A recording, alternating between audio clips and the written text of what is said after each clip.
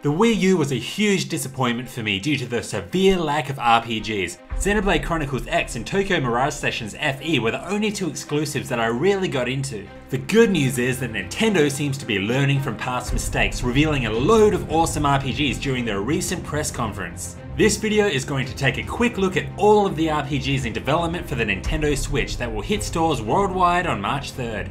Before I get into the meat of this video, I'm going to go through the ports that have been confirmed. The Elder Scrolls Skyrim has been out since 2011 on loads of consoles. That's over 5 years, believe it or not. The only incentive that I can see in buying the Switch title is that for the first time ever, you can play it on the go. Full Stradar on the train? Why the hell not? Two other titles that will be ported include the farming sim Stardew Valley, which was received incredibly well, and Square Enix's I Am Setsuna, which is already available on the PS4, Vita and Windows. If you're a strategy RPG fan, then you will likely know Disgaea well. The fifth in this powerhouse SRPG series has already been out for nearly 2 years. However, Nintendo's version, titled Disgaea 5 Complete, will include all the DLC content and for the first time ever will be playable on the go.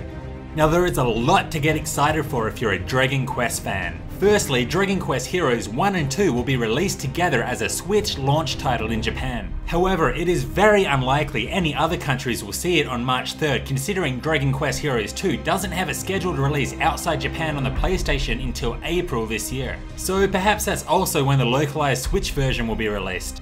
The 5-year-old MMORPG Dragon Quest X will also be ported to the Switch, so if you're into online RPGs then this one may be worth checking out.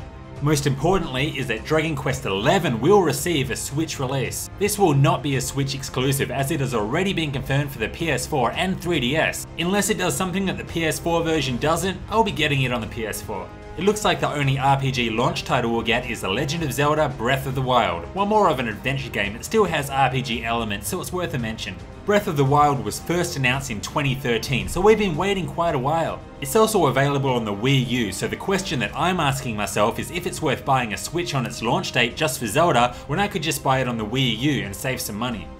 Okay, now we're starting to get serious. This announcement took me by complete surprise. I was a massive fan of Xenoblade Chronicles, and I'm hoping that this game will be just as good. It features a brand new character in a brand new world, so I'm wondering what the connection between the two will be. I mean, the 2 on the end implies some sort of connection, as it's followed by a completely unrelated Chronicles X. One similarity I can see is in this shot, which clearly resembles the game's cover and promotional images of the original game. The main character's blade even looks similar to the Monado blade. Oh, and look, there's Shin! Next we have Shin Megami Tensei.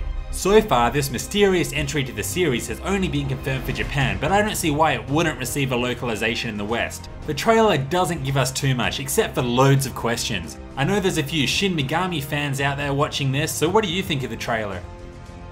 Next in line is Project Octopath Traveler. It's a strange name, but still a title that I'm very interested in. I'm a massive fan of sprites, and the mixture between 2D sprites and 3D backgrounds looks great. The trailer implies that you will choose which route to take as opposed to a game full of linear storytelling, and that pretty much sums up all we know.